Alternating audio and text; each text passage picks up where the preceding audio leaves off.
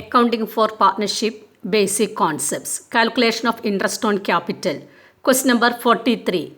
NCERT Exercise 15. On 31st March 2006, after the close of accounts, the capital of Mountain, Hill and Rock stood in the books of the firm 4 lakh, 3 lakh and rupees 2 lakh respectively.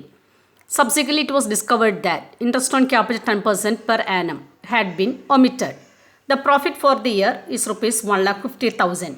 The partners' drawings had been rupees 20,000, 15,000 and 10,000 respectively.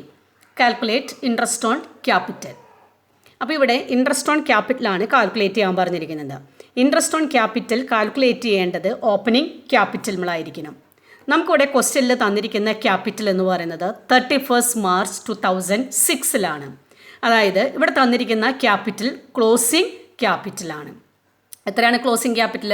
4 lakh, 3 lakh, 2 lakh. അപ്പോൾ ഇവിടെ opening interest on capital കണ്ടുപിടിക്കണമെങ്കിൽ ആദ്യം എന്ത് ചെയ്യണം? Opening capital കണ്ടുപിടിക്കണം. Opening capital കണ്ടുപിടിക്കണമെങ്കിൽ ആദ്യം നമ്മൾ കണ്ടുപിടിക്കേണ്ടത് ക്ലോസിംഗ് ക്യാപിറ്റൽ കണ്ടുപിടിക്കാൻ ഏതൊക്കെ ഐറ്റംസാണ് ഓപ്പണിംഗ് ക്യാപിറ്റലിനോട് കൂടി അഡ്ജസ്റ്റ് ചെയ്തിരിക്കുന്നത്. താഴെ തന്നിരിക്കുന്ന ഇൻഫോർമേഷനിൽ നോക്കി നോക്കാം. It was discovered that interest on capital had been omitted. അതായത് ക്ലോസിംഗ് ക്യാപിറ്റൽ കണ്ടുപിടിക്കുന്ന സമയത്ത് ഇൻട്രസ്റ്റ് ഓൺ ക്യാപിറ്റൽ ഒമിറ്റ് ചെയ്തിരിക്കുകയാണ്. അത് പരിഗണിച്ചിട്ടുണ്ടായിരുന്നില്ല. Profit for the year amount rupees 1,50,000.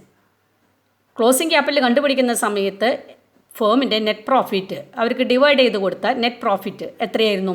1,50,000 ആയിരുന്നു. പാർട്ട്നേഴ്സിൻ്റെ ഡ്രോയിങ്സ് എത്രയായിരുന്നു? 20,000, 15,000, 10,000.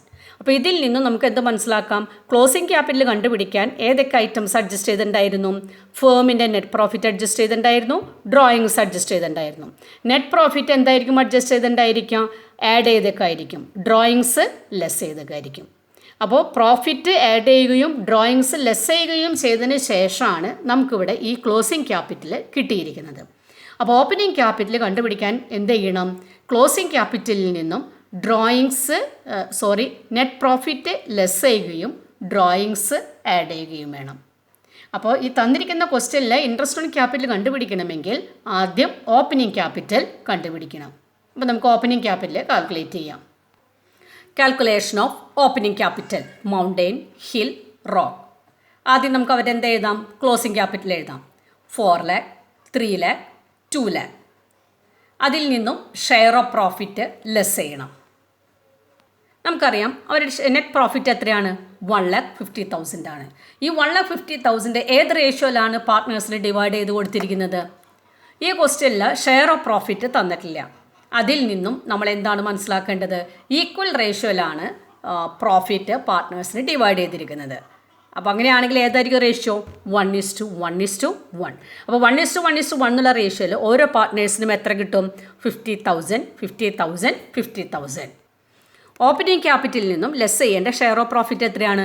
50,000, 50,000, 50,000. ഡ്രോയിങ്സ് എന്ത് ചെയ്യണം? ആഡ് ചെയ്യണം. 20,000, 15,000, 10,000.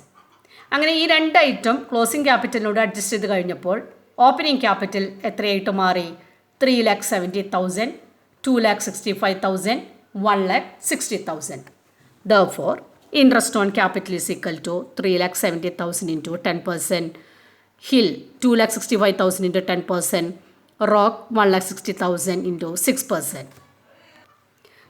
6% അല്ല 10% ആണ് കേട്ടോ. അതായത് mountain interest on capital 37,000, hill 26,500, rock 16,000.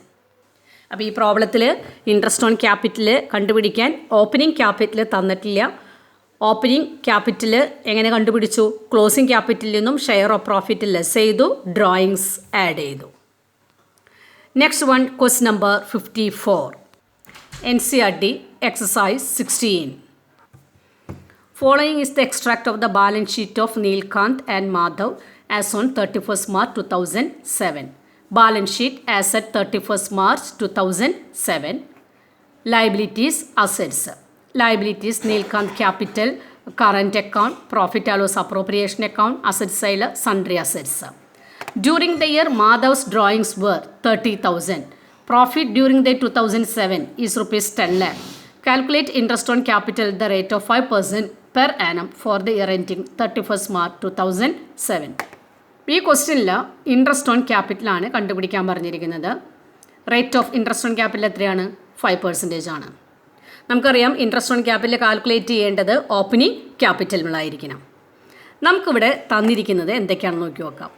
ഇവിടെ ബാലൻസ് ഷീറ്റാണ് തന്നിരിക്കുന്നത്.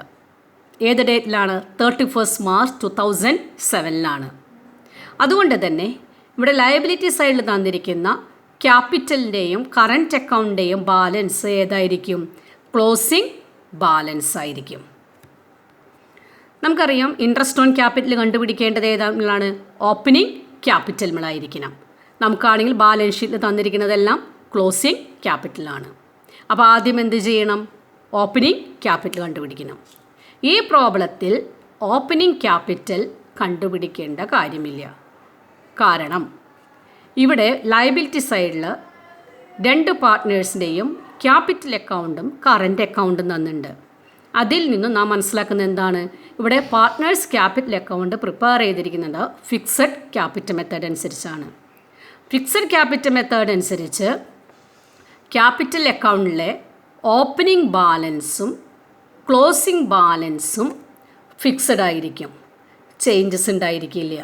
കാരണം എല്ലാ അഡ്ജസ്റ്റ്മെൻറ്റുകളും ചെയ്യേണ്ടത് ഏത് അക്കൗണ്ടിലായിരിക്കണം? കറൻറ്റ് അക്കൗണ്ടിലായിരിക്കണം. അതനുസരിച്ച് ഇവരുടെ ഓപ്പണിംഗ് ക്യാപിറ്റൽ തന്നെയാണ് ക്ലോസിംഗ് ക്യാപിറ്റലായിട്ട് വന്നിരിക്കുന്നത്. അപ്പോൾ ഇവിടെ ഇൻട്രസ്റ്റ് ഓൺ ക്യാപിറ്റൽ കാൽക്കുലേറ്റ് ചെയ്യുമ്പോൾ നീൽകാന്തിൻ്റെ ഓപ്പണിംഗ് ക്യാപിറ്റൽ എത്രയാണ്? 10 lakh തന്നെ ആയിരിക്കും. മാധവിൻ്റെയോ 10 lakh ആണ്. അപ്പോൾ പ്രത്യേകം ശ്രദ്ധിക്കുക. ഇവിടെ ഈ പ്രോബ്ലത്തിൽ നമുക്ക് തന്നിരിക്കുന്നത് ക്ലോസിംഗ് ബാലൻസ് ആണെങ്കിലും ഓപ്പണിംഗ് ബാലൻസ് കണ്ടുപിടിക്കേണ്ട കാര്യമില്ല. കാരണം ഇവിടെ ക്യാപിറ്റൽ അക്കൗണ്ട് പ്രിപ്പയർ ചെയ്തിരിക്കുന്നത് ഫിക്സഡ് ക്യാപിറ്റൽ മെത്തേഡ് അനുസരിച്ചാണ്. ഫിക്സഡ് ക്യാപിറ്റൽ മെത്തേഡ് അനുസരിച്ച് പാർട്ട്നേഴ്സിൻ്റെ ഓപ്പണിംഗ് ക്യാപിറ്റലും ക്ലോസിംഗ് ക്യാപിറ്റലും സെയിം ആയിരിക്കും, ഒരു ചേഞ്ചസ് ഉണ്ടായിരിക്കില്ല. അപ്പോൾ അതുകൊണ്ട് തന്നെ ഇവിടെ ഡ്രോയിങ്സോ ഷെയർ ഓഫ് പ്രോഫിറ്റ് ഒന്നും തന്നെ അഡ്ജസ്റ്റ് ചെയ്യേണ്ട. നേരിട്ട് തന്നെ ഇൻട്രസ്റ്റ് ഓൺ ക്യാപിറ്റൽ കാൽക്കുലേറ്റ് ചെയ്യാം. Neelkanth interest on capital 10 lakh into 5/100 50,000. Madhav's capital 10 lakh into 5/100 50,000.